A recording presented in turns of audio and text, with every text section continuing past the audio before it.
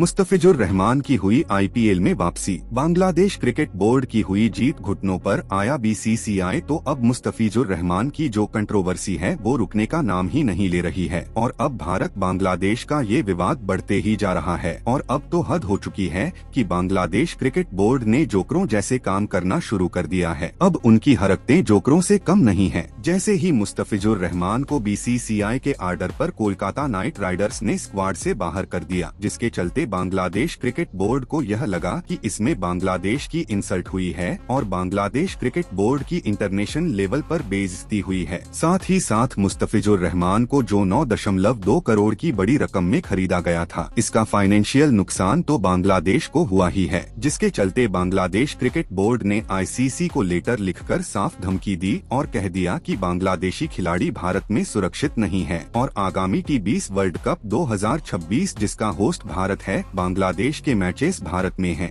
बांग्लादेश के प्लेयर्स भारत में नहीं खेल पाएंगे, जिसके जवाब में आईसीसी ने बांग्लादेश क्रिकेट बोर्ड के साथ एक वर्चुअल मीटिंग की और उन्होंने बीसीबी के सामने 2 ऑप्शन रख दिए। पहला ऑप्शन था कि अगर आपको T20 वर्ल्ड कप खेलना है तो सारे मैचेस भारत में ही खेलने होंगे और दूसरा ऑप्शन था कि अगर आपको वर्ल्ड कप नहीं खेलना है तो बांग्लादेश के खिलाफ जिन टीम्स के ग्रुप स्टेज में मैच है उनको फॉरफीट पॉइंट्स मिल जाएंगे। लेकिन अब हद तो तब हो गई जब बिना किसी ऑफिशियल अनाउंसमेंट के बांग्लादेश में यह खबर छाप दी गई। खबर चला दी गई कि मुस्तफिजुर रहमान की आईपीएल में वापसी हो चुकी है। अब आईसीसी के दबाव के चलते बीसीसीआई ने मुस्तफिजुर रहमान को आईपीएल खेलने के लिए दोबारा रिकंसीडर कर लिया है और यह खबर पूरे बांग्लादेश में आग की तरह फैल गई, जिसके चलते बांग्लादेश क्रिकेट बोर्ड के हेड अमीनुल इस्लाम बुलबुल को सामने आना पड़ा और उन्होंने मीडिया में सामने आकर कहा है कि उनको ना तो कोई रिटर्न और ना ही कोई वर्बल कम्युनिकेशन हुआ है।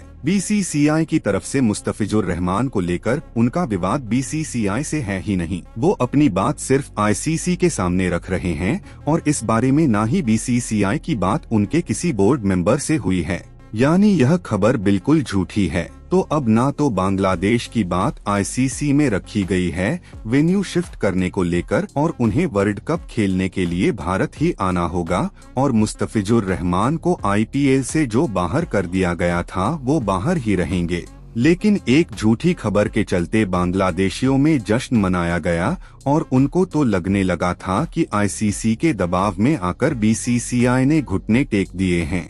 रहमान को आईपीएल से बाहर करने का फैसला वापस ले लिया है, यानी अब बांग्लादेश क्रिकेट बोर्ड बिल्कुल झोंकरों वाले काम कर रहा है। अब इस पूरे विवाद पर आपकी क्या ओपिनियन है, कमेंट करके हमें अभी बताएं। सभी लेटेस्ट क्रिकेट आईपीएल अपडेट्स के लिए चैनल को अभी सब्सक्राइब करके रख लें। धन्यवाद।